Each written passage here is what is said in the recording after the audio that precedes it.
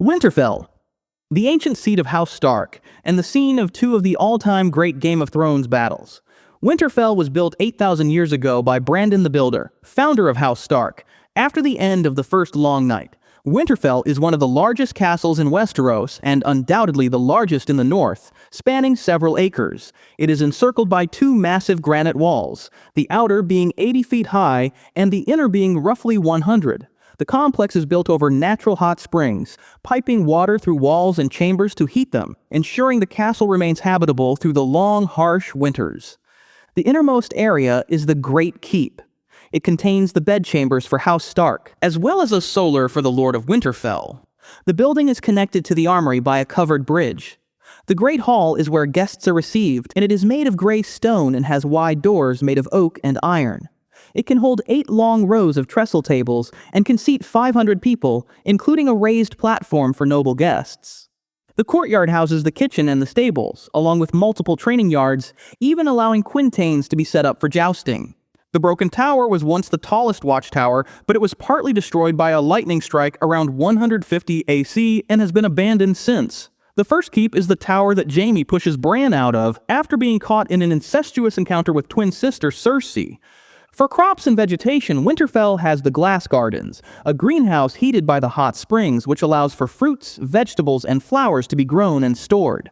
The garden has green and yellow glass panes locked in frames. Next to the gardens is the Godswood, with the famous sacred weirwood tree at its center. Enclosed by walls, the Godswood has remained untouched for 10,000 years. The bell tower is connected to a rookery by a bridge. The bridge is covered and runs from the 4th floor of the tower to the 2nd floor of the rookery. Below the tower are the Maester's quarters. Underneath the castle are the crypts we see a few times in the main series. First when Robert asks Ned to take him to Lyanna's tomb, and then again in the Battle of Winterfell when they are used as a refuge. This is where the Starks are buried upon death. These long, narrow vaults are supported by 2 rows of pillars along its length. Between the pillars are statues of each Stark, seated on a stone throne, with iron swords set before them and snarling dire wolves at their feet. The Red Keep. Sitting atop Aegon's High Hill in King's Landing, the keep is the royal castle. Construction was started by Aegon Targaryen during his conquest with his Aegon Fort, with the Red Keep then built on top of it, starting in 35 AC.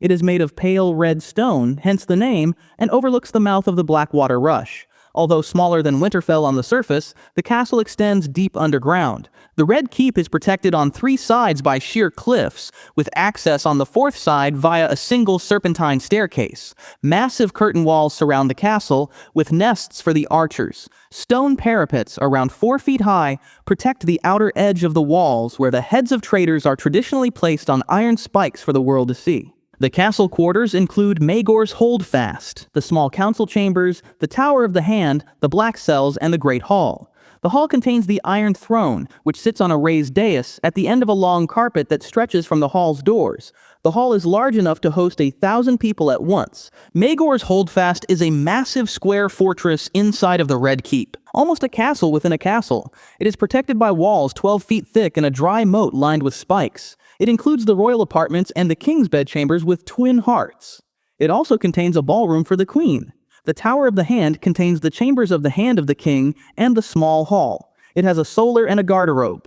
Initially, the small council room was far from the Hand's chambers, but Tywin Lannister transferred the council room closer to his quarters for the sake of convenience in Season 3. Other towers contain the White Sword Tower for the members of the Kingsguard, the Maiden Vault, the Kitchen Keep, the Rookery, snug apartments for the small council, and a Godswood. The keep also has an extensive network of secret passages. After this network of stone and earthwork tunnels was constructed, King Maegor the Cruel executed the builders to keep their existence a secret. The Holdfast is the only building that has no hidden passages, to avoid rats in the walls. By the end of the series, the keep has fallen due to dragonfire, which created a thermal shock that collapsed almost the entire structure, with Jaime and Cersei and many others trapped within it. And remember, if you're enjoying this video, please subscribe to the channel so you don't miss out on future videos. Harrenhal. Once considered the absolute pinnacle of castle engineering and construction, this fortress was strategically positioned to dominate the Trident and project power across the Riverlands and Crownlands. Thanks to its unrivaled scale, Harrenhal earned a reputation as an impenetrable fortress. The mighty stronghold was built by Harrenhal and finished in 2 BC after 40 years of relentless construction and the deaths of thousands of builders. Situated on entirely flat terrain, it covers 3 times as much ground as Winterfell, with individual buildings so massive that nothing in the realm can rival them. It was built of uneven stone blocks, and its profile is dominated by its sprawling walls and 5 immense round towers of black stone. The King's Pyre Tower contains the Castellan's chambers and connects to the Widow's Tower via a stone bridge, where prisoners are kept beneath the floors. We get a close look inside this tower when Arya becomes the cupbearer for Tywin Lannister in Season 2. The Wailing Tower has storerooms on the ground floor, while the Tower of Dread and the Tower of Ghosts are situated towards the Middle Bailey and on the east side respectively. Inside, the Hall of 100 Hearths stands as the largest room in Westeros. Despite actually containing only 35 hearths, it is said to be capable of entertaining an entire army. The sprawling exterior grounds also contain a godswood and a massive stable built to accommodate royal-scale households. But Harrenhal's greatest asset, its mind-bending scale, turned out to be its fatal weakness. Because it sits on flat terrain, it has very little natural defense. While its sprawling fortifications could theoretically be the strongest in existence if fully manned, the number of troops required to garrison the massive space daily was almost impossible to sustain. The fortress's eventual destruction came not from traditional raids or sieges, but from fire. In 2 BC, Aegon Targaryen flew high atop Valyrian the Dread and rained black fire down onto the stronghold. The immense heat twisted and melted the great black stone towers like candles, killing Harren, his family, and his men. Since then, Harrenhal's still habitable ruins have belonged to many houses, including to Daemon Targaryen in House of the Dragon Season 2 when he uses it as his base. But all owners have suffered misfortunes ranging from madness to extinction, leading many to believe that the ruins are cursed. Castle Black serves as a central location throughout Game of Thrones. It is where much of Jon Snow's storyline unfolds, the site of the Battle of Castle Black, and the harsh, unforgiving backdrop for key moments in the larger conflict with the White Walkers. Of the 19 castles built along the wall, it is the largest and most important. This rugged collection of stone towers and timber keeps serves as the primary headquarters of the Night's Watch. Situated at the northern end of the King's Road, Castle Black owes its existence to the Wall. Raised over 8,000 years ago in the aftermath of the Long Night, this colossal barrier of ice was expanded over the centuries by the Night's Watch to staggering proportions. 300 miles long, over 700 feet high, and up to 300 feet thick in places. To man this gargantuan barrier, the castle features a massive winch-powered lift system to carry sentries and weaponry up to the battlements. Unusually, there are no defenses at all on the west, east, or south sides. The reason is simple: the Night's Watch is there only to guard against monsters from the north. If an enemy ever attacks from the south, it is already too late to stop them. Of the stronghold's key structures, the most prestigious is the Keeper's Tower, home to the Lord Commander. Its upper floors hold his private chambers, while the lower floors provide quarters for steward brothers. Nearby stands the King's Tower, reserved exclusively for royalty and great lords. Of the remaining towers, the Lance is the tallest, reaching roughly a third of the wall's height, though it is also the most structurally fragile.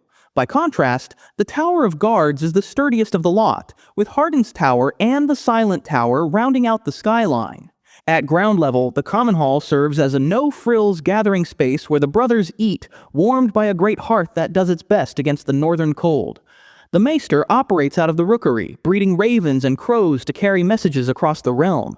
Nearby, the armory handles weapons storage and training, while the Flint Barracks, one of the oldest buildings in the castle, provides sleeping quarters and latrines for the rank-and-file brothers. Beneath the freezing ground, a network of subterranean passages connects every building, serving as a vital, protected route when the cold above becomes lethal. Casterly Rock. Often called the Rock, this is the formidable seat of House Lannister and the capital of the Westerlands Kingdom. Situated on the ocean road, the fortress overlooks the harbor of Lannisport and the Sunset Sea, with an appearance unlike any other castle. Almost 80% of it is carved directly into the mountain it sits on, with only a few additional towers built atop it.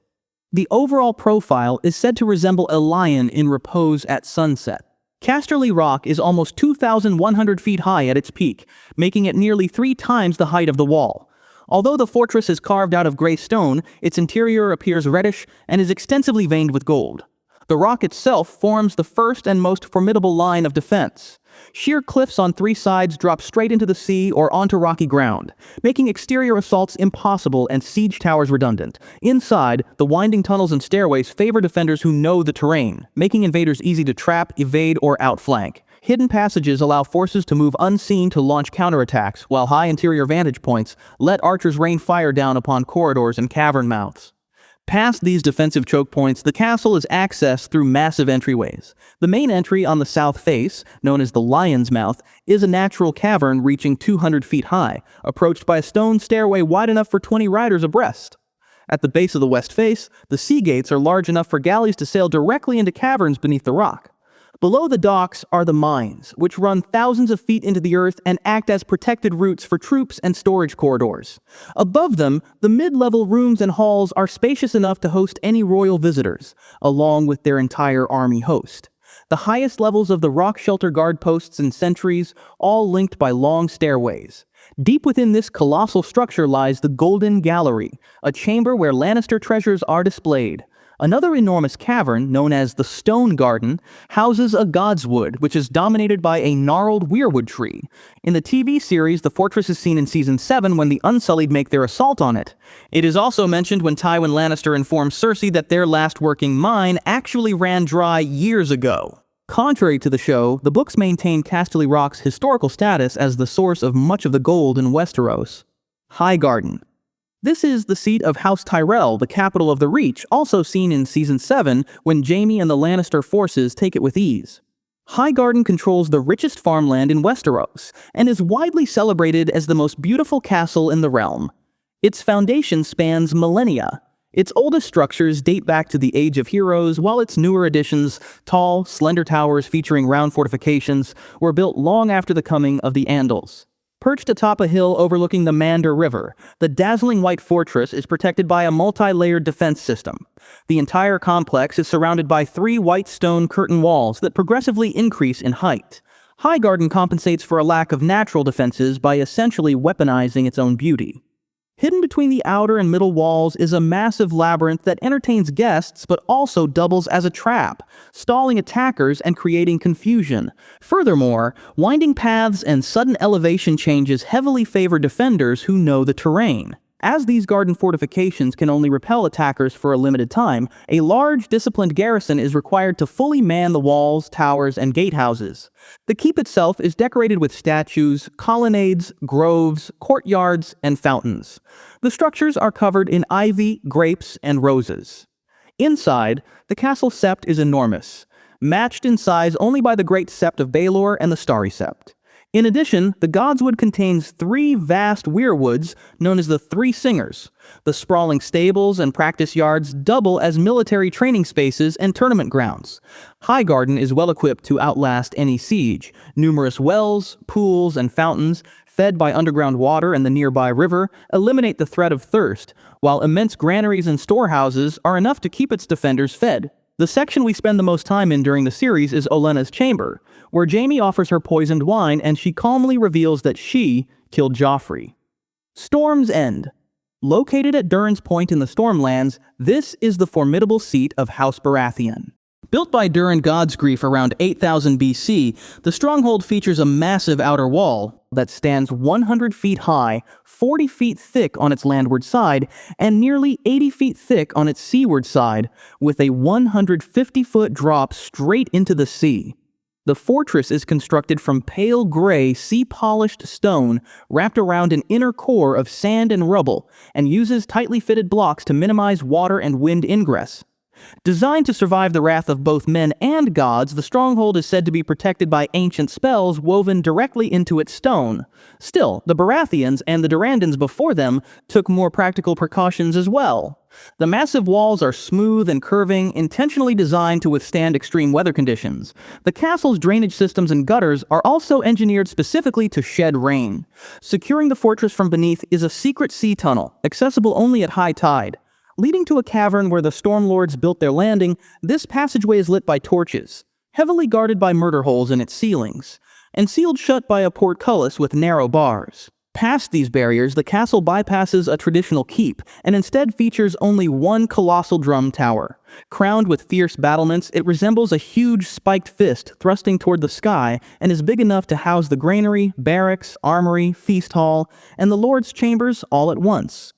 At the very top sit the Maester's cell and rookery, which are deliberately windowless on the side facing Shipbreaker Bay. The round hall serves as the main gathering space, alongside a large and sturdy great hall. Simple and stone-built, the Great Hall prioritizes warmth and security over decoration, hosting banners, meetings, and grand feasts. Throughout the stronghold, the living quarters remain thick-walled, compact, and easy to heat. This highly practical design and secret infrastructure proved vital during Robert's Rebellion. When the castle endured a brutal siege, its subjects' survival relied entirely on food smuggled in via the sea tunnels courtesy of Ser Davos Seaworth. Storm's End is heavily featured in House of the Dragon Season 1 when Lucerys lands in the castle courtyard and is escorted into Boros Baratheon's audience hall. It does not end well for the young lad. Oldtown. Said to be the most beautiful city in Westeros, Oldtown is the home of the Citadel. Located at the mouth of the Honeywine River on the Reach's southwest coast and home to House Hightower, the city is completely surrounded by massive, thick, high stone walls, all painted a light gray. Running through the settlement, the Honeywine acts as a navigable artery flanked by trading nodes with stone and wooden bridges that serve as strategic chokepoints. At the center of Oldtown lies Battle Isle, home to the mighty Hightower, a massive, stepped lighthouse that is said to be the tallest structure in the Seven Kingdoms, making it even taller than the wall itself. Some claim you could actually see the wall from the very top, although no one has ever officially confirmed it. The tower features a changeable beacon fire, with each color representing a specific call or declaration. If the fire were to burn green, for example, the Hightower family is calling their banners to ride into war. In the TV series, we see this ancient city firsthand when Samwell Tarly journeys to Oldtown to become a maester.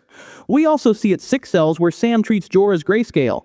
Next up is Sunspear.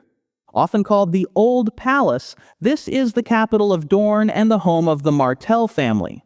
Located on the Broken Arm Peninsula, Sunspear is a sprawling settlement containing miles of narrow alleys, hidden courts, and noisy bazaars. The settlement is protected by 3 massive concentric walls, with gates that only align at the Threefold Gate, allowing a straight passage on a brick path directly to the fortress. The narrow streets themselves act as a fortification. They heavily favor defenders and can easily be abandoned and retaken whenever needed. One of the chief structures of the castle is the Sandship, a building designed to look like a dromon that is used for their ceremonies.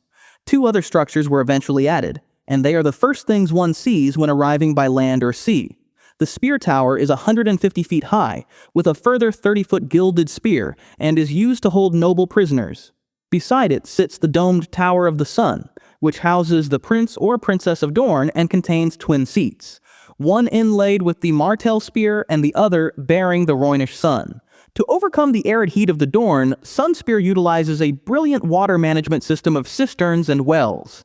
These, along with fountains and cooling pools, provide passive cooling, keeping the ground around them cool enough to walk on. Sunspear also boasts the Water Gardens, located 3 leagues away on a beach next to the summer sea. It is pale pink with terraces overlooking numerous pools and fountains, shaded by blood orange trees. We first hear of the beautiful water gardens from Oberyn Martell during Season 4 of the original series, and they are used for most of the Martell story. Sunspear is the one big exception on this breakdown, as Game of Thrones never actually shows Dorne's capital properly. Historically, Sunspear remains essentially unconquered, with Dorne only joining the Seven Kingdoms through the marriage of Prince Meryn Martell and Princess Daenerys Targaryen in 187 AC. Dragonstone. The original pre-conquest home of the Targaryens, as seen throughout House of the Dragon, Dragonstone was built around 314 BC as the westernmost outpost of the Valyrian freehold. Situated on a volcano at the mouth of Blackwater Bay, this fortress of fused black stone was forged with sorcery and dragonfire, giving it unrivaled strength and extreme fire resistance. Although true dragonfire can still cause major problems, Dragonstone really is the House of the Dragon. Dragon-themed decor is everywhere, from claws holding torches to dragon-framed gates doubling as rainspouts. The Sea Dragon Tower, reached by narrow, twisting stairs, houses apartments for nobles, as well as a maester's chamber and rookery. From there, one must cross the gallery and pass through the middle and inner defensive walls to reach the Stone Drum, a massive tower serving as the central keep.